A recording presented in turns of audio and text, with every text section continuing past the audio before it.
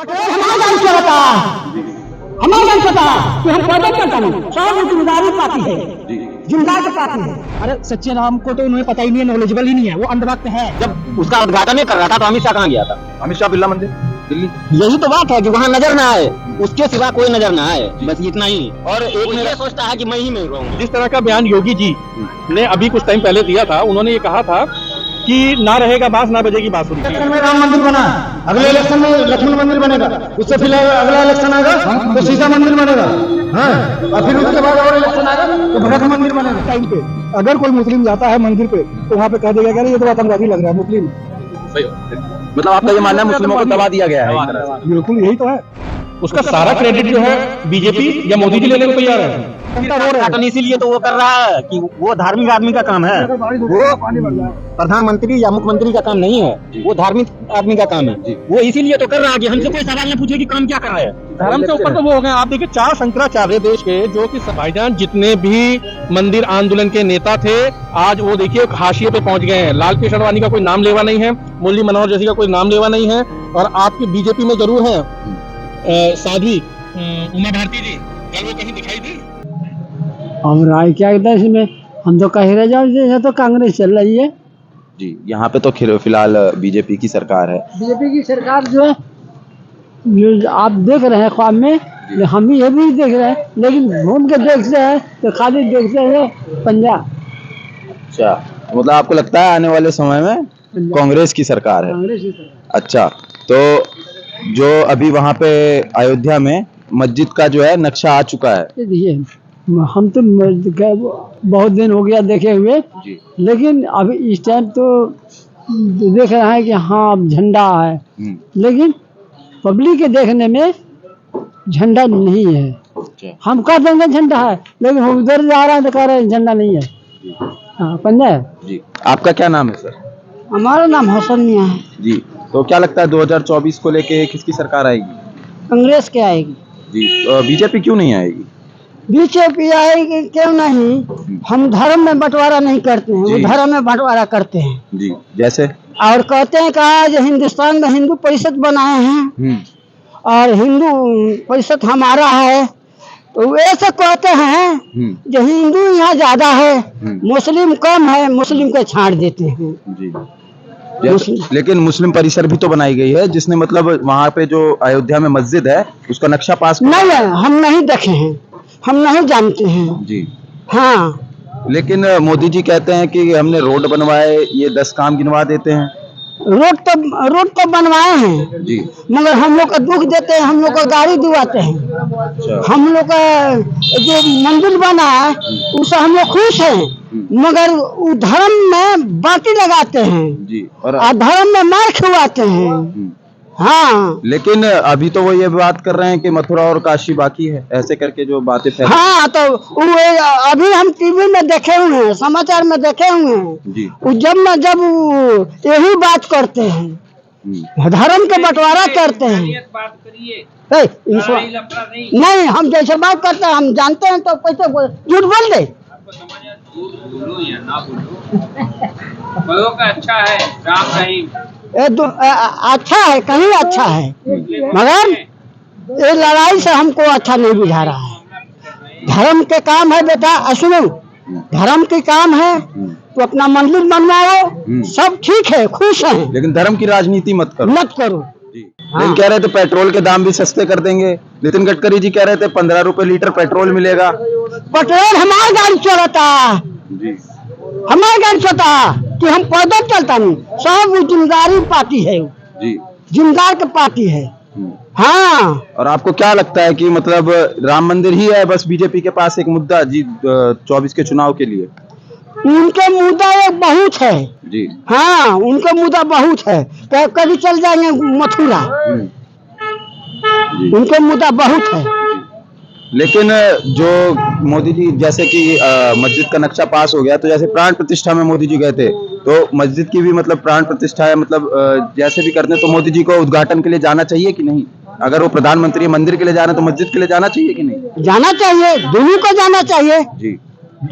जब आदमी है तो दोनों को जाना चाहिए जी, क्योंकि जिताने वाले तो अच्छा लगेंगे। जिताने वाले तो हिंदू मुस्लिम सभी हैं, सभी हैं, जी हिंदू मुस्लिम सभी हैं, जी मगर वो चिन्ह लगाते हैं, हिस्सा लगाते हैं। मेरा नाम है मोहम्मद जुबैर। जी। तो क्या लगता है मतलब 2024 को लेके बीजेपी के पास राम मंदिर के अलावा कोई मुद्दा है कि नहीं? कोई मुद्दा नहीं है, इनका मेन टारगेट है राम मंदिर और उसको ये धार्मिक मुद्दा बना के और वही सब करवाएंगे और मेन टारगेट यही है इनका। एक ही मुद्दा है राम मंदिर और दूसरा कोई मुद्दा नहीं है। दूसरा मुद्दा अगर पूछा जाएगा तो उसके खिलाफ कार्रवाई करते हैं। विपक्ष को ऐसे हिसाब से इन लोगों ने नंगा कर दिया है, अपंग कर दिया है कि उसका सहारा कोई नहीं है। हर चीज में उसको टारगेट किया जाता है। कल राहुल गांधी पे FIR करवा दी। हाँ, FIR करवाई। नरेंद्र मोदी अगर मंदिर में जाए तो कोई दिक्कत नहीं है, अगर राहुल गांधी मंदिर में जाए तब दिक्कत है। हेमंत बिश्व शर्मा को भी दिक्कत है, उनको सबसे ज्यादा दिक्कत है जी और वो उनका बैकग्राउंड भी सबको पता है कैसे है। वो भी उनके पे भी वो कोई दूध के धुले नहीं है, उन पे भी पहले से इतने केस हो रखे हैं, वो कोई नया इशू नहीं है इनका। लेकिन बात यह है कि विपक्षी कई बार ये भी आरोप लगाती है कि मंदिर में या मस्जिद में जाने के लिए किसी को न्योता देने की क्या जरूरत है? वो तो अपनी श्रद्धा है, जब जिसका मन वो तब जाएगा। वो जी वो राजनीतिक से ही कनेक्ट है और कुछ नहीं है इनका इशू। बस ये बीजेपी का है या ये MIM का है या आम आदमी का है, वो भाई शंकर के हैं वो और ये हनुमान के हैं, वो उनको कृष्ण जी चाहिए, उनको मथुरा का चाहिए, हर चीज। ये बस एक तरह से हाशिए पर है बीजेपी सरकार और बीजेपी सरकार बहुत अच्छी तरीके से जाएगी बस। लेकिन लोग तो ये कहते हैं कि EVM अगर ना हो, बैलेट पेपर से वोटिंग हो तो बीजेपी हार जाएगी। EVM क्या है? EVM का निर्माता कौन है?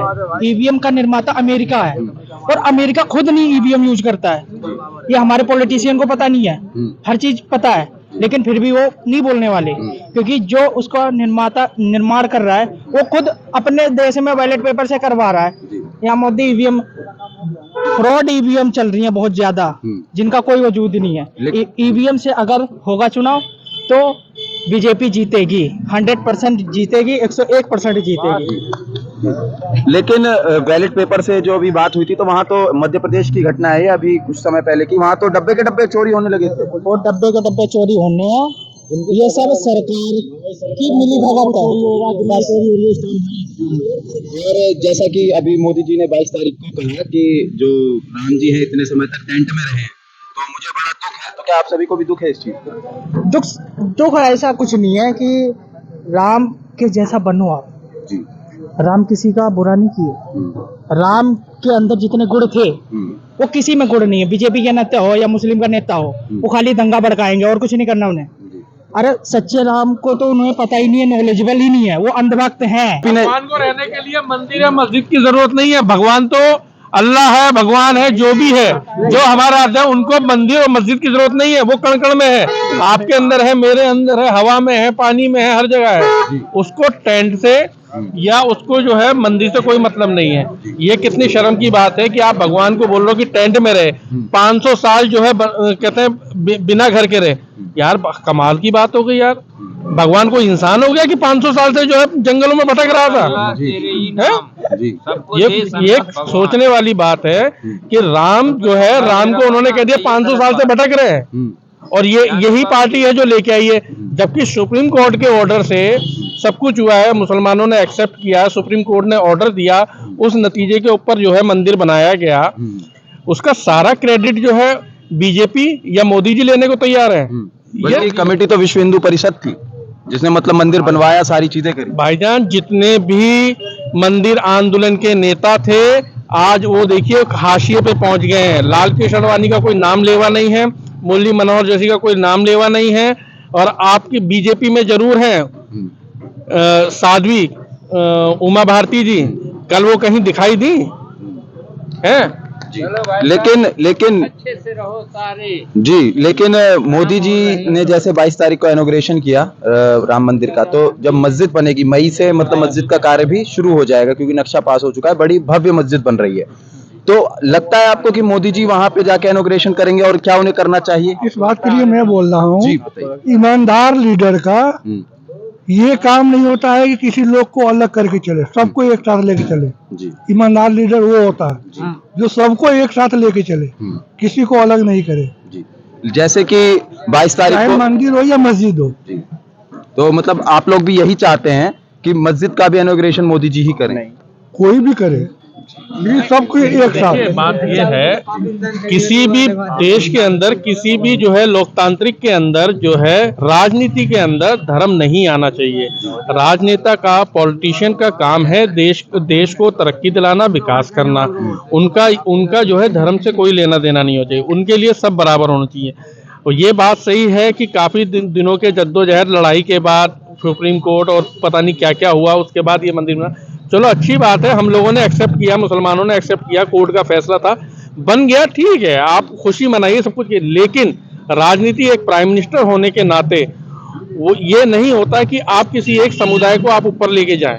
आपके लिए तो 140 करोड़ है, उसके अंदर ये नहीं कि 80% कौन है, 20% कौन है, 5% कौन है। मैंने यही बात बोला ना कि ईमानदार जो लीडर होगा वो सबको एक साथ लेके चलेगा। इलेक्शन में राम मंदिर बना है, अगले इलेक्शन में लक्ष्मण मंदिर बनेगा, उससे फिर अगला इलेक्शन आएगा तो सीता मंदिर बनेगा, हाँ, और फिर उसके बाद और इलेक्शन आएगा तो भरत मंदिर बनेगा। ये नहीं सोचते हैं जो बूढ़ों लोगों का हम जी रहे हैं, बूढ़ों लोग मुआने की कोशिश करते हैं। ये नहीं कहते हैं जो बूढ़ों लोग का कुछ पैसा दे, हम बढ़ा कर 1000 का महीना दे, 400 का महीना देते हैं, आप कहते हैं क्या जे एक तरफ जैसे कि आप मतलब सपोर्ट में थे कि मोदी जी मतलब मंदिर का इनॉग्रेशन करें, और दूसरी ओर ये बात आ रही है कि आप मतलब अयोध्या घूमने नहीं जाएंगे, जरूरी नहीं मंदिर परिसर में जाएंगे, क्यों नहीं जाएंगे? बताइए क्यों नहीं जाएंगे? नहीं, मेरा कहने का मतलब ये था कि मंदिर जो है ना एक आस्था के, उसमें तो हम नहीं जा सकते, क्योंकि हमारे यहाँ, मैं एक मुस्लिम हूँ, मैं जाऊंगा, क्यों नहीं जाऊंगा भाई? एकता का संदेश जाने से कोई फर्क थोड़ी पड़ता जी जाने भाई आप ये देखिए, हम लोग नोएडा में हैं, जाने से मेरा धर्म खत्म नहीं होगा जी, धर्म मेरे अंदर है जी। दिल्ली के अंदर अक्षरधाम मंदिर है, हम वहां जाते हैं, बिरला मंदिर, ये एक जो है टूरिस्ट प्लेस हो गए हैं, ठीक है। उसको देखने के लिए एक भव्य जो है उन्होंने पूरा अयोध्या का निर्माण करा है, इतनी खूबसूरत नगरी बनाई है उन्होंने, तो उसे एक टूरिस्ट प्लेस के तौर पे हम लोग जा सकते हैं, कोई दिक्कत नहीं है। एक टाइम था बचपन में हम लोग, हमारे घर के सामने ही मंदिर था, मंदिर में खेल के ही बड़े हुए जी, तो उसे क्या हो गया? मुस्लिम नहीं है तो मंदिर में जाने से क्या हो जाएगा? लेकिन हाँ, यहाँ पे ये है कि अब अभी के टाइम पे अगर कोई मुस्लिम जाता है मंदिर पे तो वहाँ पे कह देगा क्या ये तो आतंकवादी लग रहा है, मुस्लिम है। सही हो। मतलब आपका ये मानना है मुस्लिमों को दबा दिया गया है एक तरह से? बिल्कुल यही तो है, नहीं तो कौन नहीं जाना चाहता है। ऐसा क्यों लगता है आपको दबा दिया गया है? ये माहौल आप देख ही रहे, माहौल के हिसाब से जिस तरह से टारगेट किया जाता है उस चीज को समझना जरूरी है। आपके सामने से कोई आदमी जाता है, आपको एक थप्पड़ मार देता है तो आपको समझ में आएगा ना कि मजाक किया या हकीकत मार के गया जी।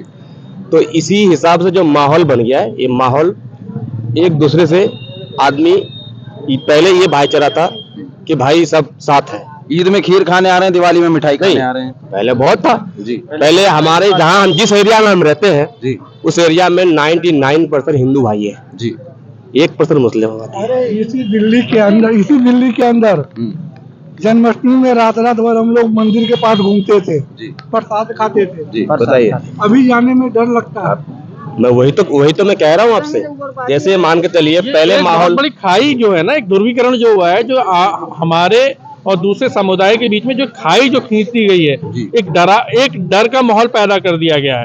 तो ये राजनीति सही नहीं है। जो हमारा भाईचारा, गंगा जमुनी जो तहजीब थी उस देश की, बहुत खूबसूरती थी देश की, उसको बर्बाद किया जा रहा है। मैंने विनय कटियार, आपने नाम सुना होगा, बजरंग दल के संस्थापक जी, बजरंग दल के संस्थापक, उनसे मैंने ये सवाल पूछा था कि अयोध्या में राम भजन के साथ में जो बस चल रही है, वो बस चलाई जा रही है, तो उसमें मुस्लिम अपने आप को सेफ महसूस नहीं करता है, इस पे आपका क्या कहना है? तो वो कहते हैं कि यहाँ नहीं राम भजन चलेगा तो क्या हज में चलेगा, इस पे क्या कहेंगे?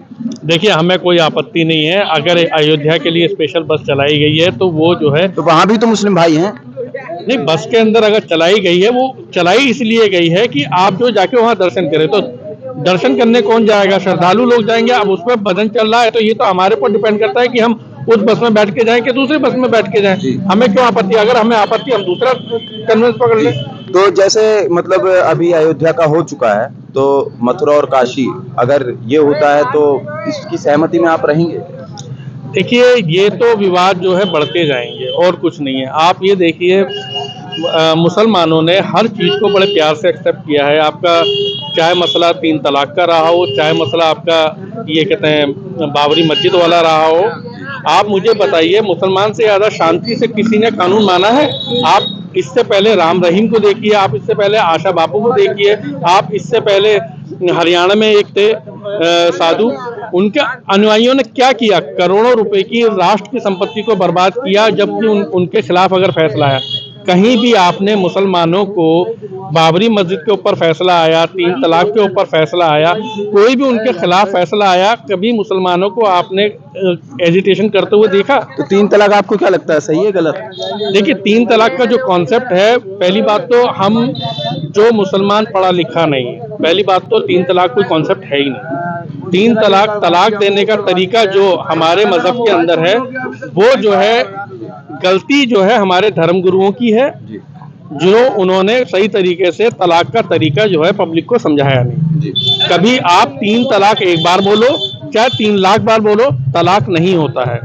हर तलाक के बाद एक वक्फा दिया जाता है, टाइम पीरियड दिया जाता है कि उसके बीच में मियाँ बीवी जो है आपस में अगर मिलना चाहे मिल सकते हैं। 2 तलाक के बाद, दूसरे तलाक के बाद भी। लेकिन अगर 3 तलाक तक वो लोग नहीं मिलते हैं, तब वो तलाक को मुकम्मल तलाक माना जाता है। आप लगातार 3 लाख बार बोलिए या पूरी जिंदगी बोलते रहिए लगातार। सुप्रीम कोर्ट का ऑर्डर एक सिस्टमैटिक वे में तरीके से, मतलब ये पूरा जो है प्लानिंग था। बिल्कुल मैं पूरी तरह से तो मैं सहमत नहीं हूँ इसी जी से, लेकिन जिस तरह का बयान योगी जी ने अभी कुछ टाइम पहले दिया था, उन्होंने ये कहा था कि ना रहेगा बांस ना बजेगी बांसुरी, ठीक है। तो इसी तरीके से हमने जब बाबरी मस्जिद का ढांचा गिरा ही दिया, तो आप किसके ऊपर लड़िएगा? जो चीज खत्म हो गई, आप किसके ऊपर लड़िएगा? तो उनका ये इतना कंट्रोवर्शियल बयान है कि आने वाले टाइम में उन्होंने दूसरे लोगों को ये दिया है कि अब काशी और मथुरा का भी हमको इसी तरीके से काम लेना है कि आप जो है एक मॉन्यूमेंट को, एक ढांचे को आप तबाह कर दो, उसके बाद आप लड़ते रहो। जब चीज ही नहीं रही तो किसके लिए आप लड़ोगे? वो 29 के चुनाव में काम आएगा। तो ये जो है, अब अमित शाह जी ने बोला जी 50 साल बीजेपी रहेगी। हाँ, बीजेपी मैं मानता हूँ 50 साल क्या 500 साल रह सके, अगर इस तरीके का दूरबीकरण के आप मुद्दे उठाते रहिए, आप जीतते रहिए। लेकिन वो तो कहते हैं कि मंदिर बनने से रोजगार बढ़ा है, डेवलपमेंट हुआ है क्षेत्र का। तभी तो वहाँ की जनता रो रहे हैं। जी, वहाँ की जनता रो रहे हैं। इसीलिए तो वो कर रहा है कि वो धार्मिक आदमी का काम है, वो पानी भर जाए। प्रधानमंत्री या मुख्यमंत्री का काम नहीं है, वो धार्मिक आदमी का काम है। वो इसीलिए तो कर रहा है कि हमसे कोई सवाल न पूछे कि काम क्या कर रहे हैं। धर्म से ऊपर तो वो हो गए। आप देखिए 4 शंकराचार्य देश के जो कि सर्वोच्च हैं, उन्होंने मना कर दिया आने। 2 ने मना किया, 2 ने लेटर लिख के भेजा था। ठीक है, चलिए 4 नहीं आए, 4 में से लेकिन उनका एक भी ये नहीं तो आया। मानना है ना कि पूरी शरीर बन गए और ये गर्दन सर नहीं नहीं बना। हाँ, जी तो आदमी जिंदा रहेगा? जी। आदमी कहलाएगा? नहीं कहलाएगा ना।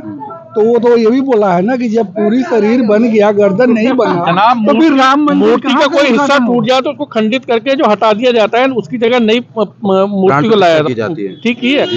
अब आप खंडित जगह में आप काम कर रहे हैं, अभी आपने पूरा स्ट्रक्चर तो बनाया नहीं, और आप जो उसका उद्घाटन कर रहे हैं, ये सारा का सारा सियासी खेल है 2024 के चुनाव में उसको लेने के लिए। अगर इसको 2 महीने और कर दे तो उनके पास टाइम नहीं रहता, 4 घंटा लग जाती। आचार संहिता लग जाती है और उनके पास टाइम नहीं रहता। सोच यही है कि सिर्फ हम नजर आए, दूसरा कोई नजर ना आए। जब उसका उद्घाटन ही कर रहा था तो अमित शाह कहाँ गया था? अमित शाह बिरला मंदिर दिल्ली। यही तो बात है कि वहाँ नजर ना आए, उसके सिवा कोई नजर ना आए, बस इतना ही। और एक वो मेरा ये सोचता है कि मैं ही में रहूं। जी, एक मेरा सवाल आपसे ये रहेगा कि मैंने अभी कुछ समय पहले एक इंटरव्यू लिया था मुस्लिम स्कॉलर का। मैंने उनसे कहा था कि मस्जिद बन रही है तो क्या आप खुश हैं? तो वो कह रहे थे कि मैं अपने पिताजी को ही पिताजी कहूंगा, कहीं और मुझे जगह दी जाएगी तो सौतेले पिताजी को पिताजी नहीं कहूंगा। इस पे क्या मस्जिद हटा के दूसरी जगह जमीन अलॉट कर दी गई, तो उस चीज से आप क्या खुश हैं या क्या कुछ कहना है आपका इस पे? क्या उसके लिए क्या कहना, जब कोर्ट ने फैसला दे दिया तो उसके लिए हम क्या कहेंगे? देखिए, ये जो सारे जो फैसले हुए हैं, ये किसी राजनीतिक पार्टी ने नहीं, राजनीतिक पार्टी ने या मोदी जी ने हमको नहीं दिया है।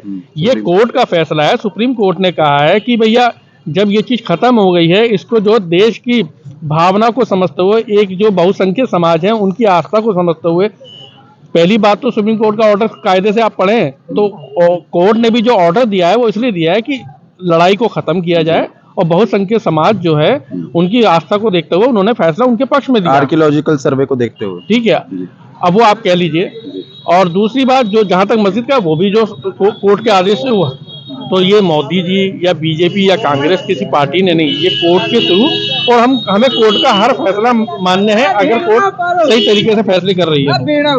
इमाम साहब एक आखिरी सवाल, इधर आते हैं।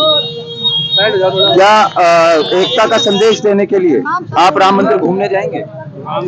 देखिए, आदमी को जब इच्छा होता है तो घूमने के लिए किसी को कोई मना नहीं है, लेकिन वहां जाने में तो आदमी को डर जरूर होता है। जैसे माहौल मोदी जी ने बनाया है, ऐसे माहौल में वहां जाना अच्छी बात नहीं है। बहुत बहुत शुक्रिया। जैसा कि अभी हमें जनता से पता चला कि किस प्रकार से बीजेपी ने जो राम मंदिर है वो बस एक चुनावी रणनीति के लिए बनाया गया है, और ऐसे ही और कंटेंट के लिए बने रहिए हमारे साथ टू मच कंट्रोवर्शियल।